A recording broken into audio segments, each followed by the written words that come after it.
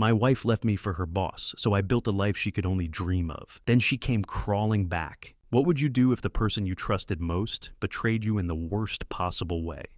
That's exactly what happened to me when my wife left me for her boss. At first, I was devastated, completely broken. But instead of letting it destroy me, I decided to channel that pain into something extraordinary. I built a life she could only dream of, and just when I thought I'd moved on, she came crawling back, begging for forgiveness. What I did next? Well, let's just say she got what she deserved.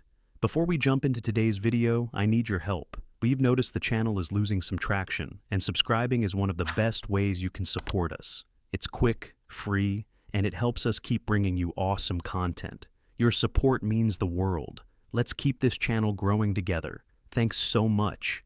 Now let's start the video. I never saw it coming. If you had asked me a year ago, I would have told you that my wife, Rachel, and I had the perfect marriage.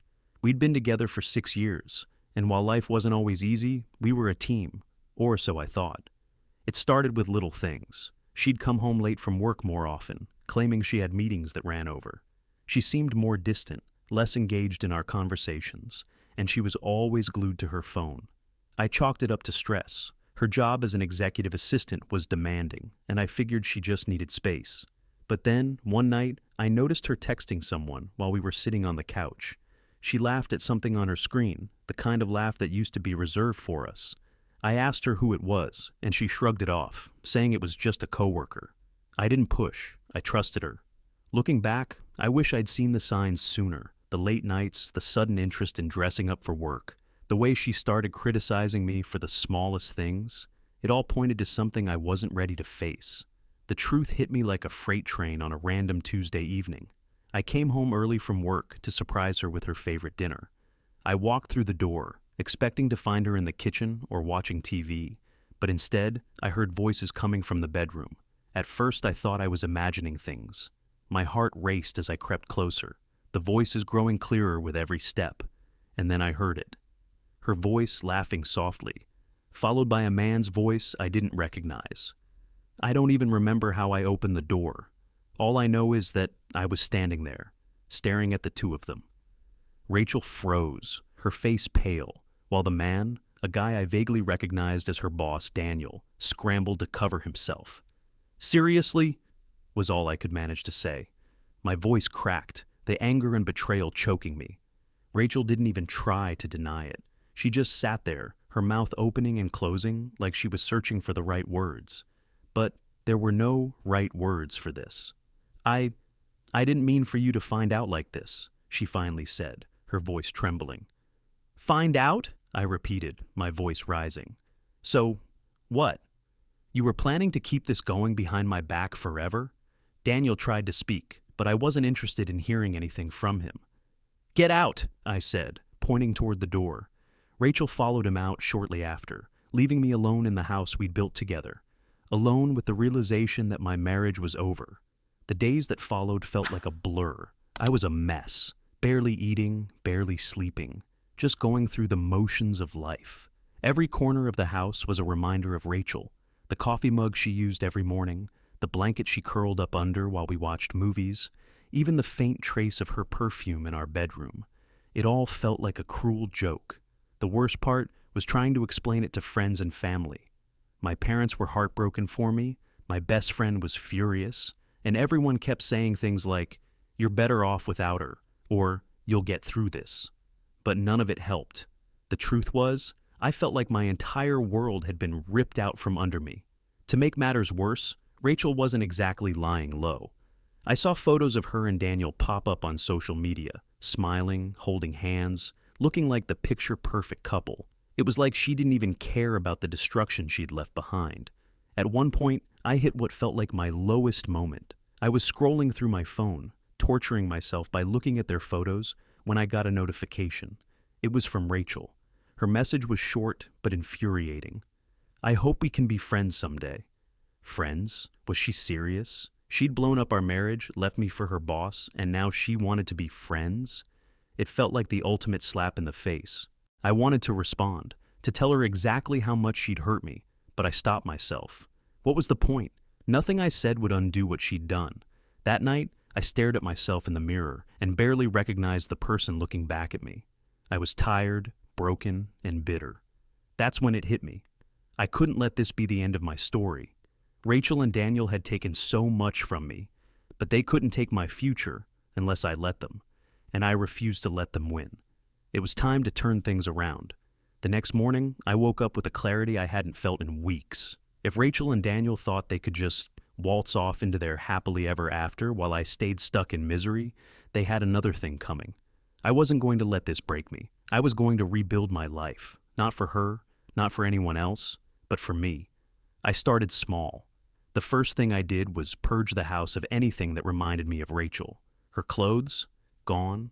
The cheesy couples photos we had on the walls, taken down. Even the wedding album went into a box in the back of a closet where I wouldn't have to look at it. Next, I focused on myself. I'd always been the type to put others first, but now it was time to prioritize me. I hit the gym, not just to work off the stress, but to transform myself. I threw myself into strength training and cardio, setting small goals and crushing them one by one. It was like every rep, every mile I ran, was me shedding the bitterness and building something stronger. But it wasn't just about my physical health. I started tackling the things I'd put off for years. I signed up for courses to get certifications that would boost my career. I read books I'd always meant to get to, picked up old hobbies, and even started painting again, a passion I hadn't touched since college. People started noticing. My friends, who had been cautiously supportive during my rough patch, began commenting on the change in me. "You're like a completely different person," one of them said. But the biggest surprise came at work. I'd been coasting in my job for years, content to stay in the background, while Rachel's ambitions took center stage. But now, with all this new energy, I started stepping up. I pitched bold ideas in meetings, took on challenging projects, and even stayed late to perfect my work. Not because I had to, but because I wanted to. Before I knew it, I was being offered a promotion, a big one. It came with more responsibility, a higher salary, and a chance to work on projects that I was genuinely passionate about. For the first time in months, I felt like I was moving forward instead of being stuck in the past. Rachel may have left me in pieces, but I was putting myself back together, and I was building something even better. With my new promotion came new opportunities, not just at work, but in life. I finally had the financial freedom to do things I'd always dreamed about, but had put off because I was too focused on Rachel and our so-called future. The first thing I did was book a trip, a solo vacation to Europe. For years, I'd listened to Rachel talk about how much she wanted to travel, but we'd never gotten around to it because she was always too busy or didn't think we could afford it. Now, I didn't have to wait for anyone's permission. I spent 2 weeks exploring cities I'd only ever seen in pictures: Paris, Rome, Barcelona. I tried new foods, met incredible people, and even learned a few phrases in other languages. For the first time in years, I felt alive. When I got back home, I was more motivated than ever to keep building the life I wanted. I upgraded my apartment, trading in the dull, cramped space I'd shared with Rachel for a sleek, modern condo with a view of the city. I decorated it exactly how I liked. No compromises, no second opinions, just a space that felt like me. And then there was the car. I'd always driven an old hand-me-down that Rachel used to make fun of, saying it didn't match the image she wanted us to project. So I splurged on something I'd always wanted, a brand new sports car. It was a little flashy, sure, but every time I got behind the wheel, I felt a surge of pride. My social life transformed too. I started saying yes to invitations I would have turned down before, dinners, networking events, even the occasional night out at a club. I reconnected with old friends, made new ones, and found myself surrounded by people who actually supported and encouraged me. And then, to top it all off, I started my own side business. It was something I'd always wanted to do, but never felt like I had the time or confidence for. I poured my heart into it, working late nights and weekends, and before long, it started to take off. The best part? I didn't just feel successful. I felt happy. Rachel and Daniel had taken so much from me, but in the end, they'd done me a favor. Losing them forced me to reevaluate everything and focus on what I truly wanted. And now, for the first time in my life, I wasn't just living. I was thriving. Life was going better than I ever could have imagined. My career was thriving, my side business was growing steadily, and I'd built a life that felt like it was finally mine. I didn't need anyone's approval, and I definitely wasn't thinking about Rachel anymore. Or so I thought. One evening after a long day at work, I was unwinding at home when my phone buzzed. It was a notification from an unknown number. Normally, I would have ignored it, but something about the timing made me curious. I opened the message and my heart skipped a beat. It was from Rachel. "Hey, I know it's been a while, but I was wondering if we could talk." I stared at the screen, half expecting it to be a prank or some kind of mistake. Rachel? After all this time? What could she possibly have to say? Before I could decide how to respond, another message popped up. "I've been thinking about you a lot lately. I made some mistakes and I really want to apologize. Can we meet?" I felt a mix of emotions, anger, confusion, and, strangely enough, curiosity. What did she mean by mistakes? Was she actually trying to make amends, or was this just another way to manipulate me? I didn't respond right away. Instead, I did something I hadn't done in months. I searched her name on social media. Her profile was still public, and it didn't take long to piece together what had happened. The glossy photos of her and Daniel had all but disappeared. No more vacations, no more date night posts, no more bragging about their perfect life. In fact, Daniel was noticeably absent from her recent posts altogether. It didn't take a detective to figure it out. They were done. Part of me wanted to laugh. Rachel had left me for her boss, only for their little fairy tale romance to crash and burn. And now she wanted to crawl back into my life? I sat there for a long time, staring at her messages, weighing my options. Part of me wanted to ignore her completely, to let her stew in the consequences of her own actions. But another part of me, the part that had spent months feeling betrayed and angry, wanted to hear what she had to say. After a while, I typed a short response. "Fine, let's talk. Tomorrow at 7. I hit send, already thinking about what I was going to say. The next evening I arrived at the little cafe where Rachel and I had agreed to meet. I got there early, not because I was eager, but because I wanted to make sure I had the upper hand. If she was going to explain herself, I wasn't going to let her do it on her terms.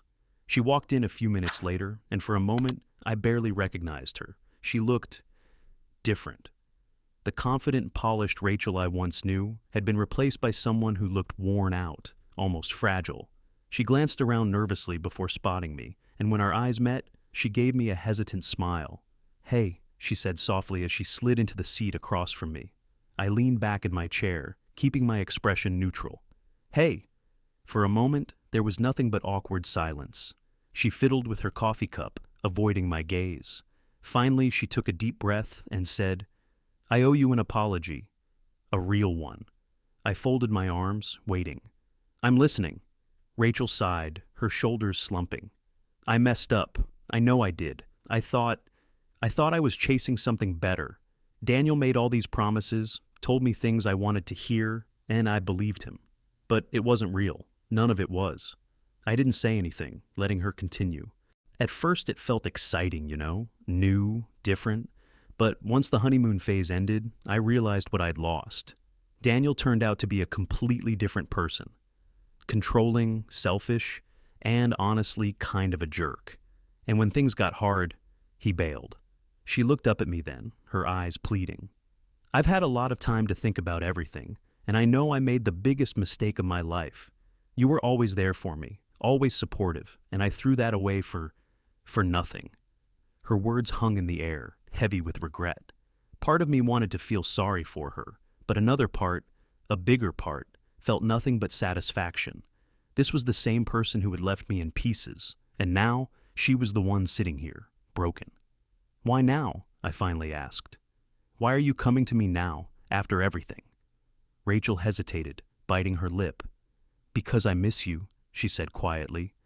And I realize now that I had everything I ever wanted, and I threw it away. I want to fix things. I want to fix us. The audacity of her words almost made me laugh. After everything she'd done, she thought she could just waltz back into my life and pick up where we left off? I leaned forward, staring directly into Rachel's eyes. "You want to fix us?" I repeated, my tone calm but cold. "Rachel, there is no us anymore. You destroyed that the moment you chose Daniel over me." She flinched, her face falling. "I know," she whispered. I know I hurt you, but I've changed. I've learned from my mistakes. I'm not asking you to take me back right away. I just want a chance to prove that I can be better." I let her words hang in the air for a moment, watching her squirm under my gaze. "You want to prove yourself?" I said finally. "Why? Because Daniel turned out to be a loser? Because now you're alone and you don't like it? Or is it because you see the life I've built and suddenly you regret your choices?" Rachel's mouth opened, but no sound came out. She knew I was right. I leaned back, shaking my head. "Let me tell you what happened after you left, Rachel. I hit rock bottom. You crushed me, and I didn't think I'd recover. But instead of staying broken, I picked myself up. I worked harder than ever. I rebuilt my life, and I created something you can only dream of. You see this person sitting in front of you? He doesn't need you. He doesn't want you." Her eyes filled with tears, and she reached out as if to grab my hand. I pulled back. "But," I continued, "I do want to thank you. If you hadn't left, I might never have realized how much I was holding myself back. Losing you was the best thing that ever happened to me."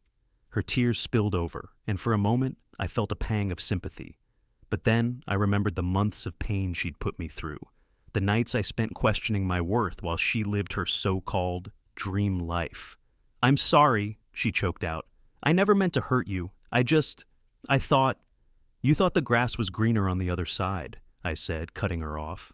"And now you're realizing it wasn't. That's not my problem, Rachel. It's yours." She wiped her face, looking like she wanted to argue, but knew she had no ground to stand on. "Look," I said, my voice softening just slightly, "I don't hate you. I really don't. But I'm done with this. I've moved on, and you should too. Good luck, Rachel." I stood up, tossed a few bills on the table for my coffee, and walked out without looking back. As I walked out of that cafe, the weight of the past seemed to lift off my shoulders. For so long, I'd been carrying the anger, the betrayal, and the pain of what Rachel had done. But in that moment, I realized I didn't need any of it anymore. I was free. Rachel's apology, her tears, and her regrets, they didn't matter. She'd made her choices, and I'd made mine. The difference was that while she'd spent her time chasing something superficial, I'd been building something real. The next few weeks were surprisingly peaceful. I felt lighter, more focused, and more confident than ever. Rachel's attempt to come back into my life was the closure I didn't know I needed. It wasn't about revenge or rubbing my success in her face. It was about knowing that I'd grown into someone who didn't need validation from the past. Meanwhile, my life kept moving forward. My side business hit a major milestone, and I celebrated by hosting a small party with my closest friends. They'd been there for me through everything, and it felt amazing to share my success with people who truly supported me. As for Rachel, I didn't hear from her again. Maybe she finally realized that her chapter in my life was over, or maybe she was too embarrassed to face me again. Either way, I didn't care. I was done looking back. Looking back, I realized that Rachel leaving me wasn't the end of my story. It was the beginning of a new one. It forced me to take a hard look at my life, to figure out what really mattered, and to work toward a future I could be proud of. Sometimes, the hardest moments in life are the ones that push us toward growth. It's easy to let betrayal and heartbreak consume you, but the truth is, those experiences can also be the fuel you need to become stronger, wiser, and more resilient. If you've ever been betrayed or let down by someone you trusted, don't let it define you. Use it as an opportunity to grow and to build a life that you love, one that doesn't depend on anyone else's approval. And hey, if this story resonated with you, I'd love to hear about your own experiences. Have you ever turned heartbreak into something incredible? Drop your story in the comments below. Don't forget to like, share, and subscribe for more real-life tales of resilience, redemption, and drama. Thanks for watching, and I'll see you in the next one.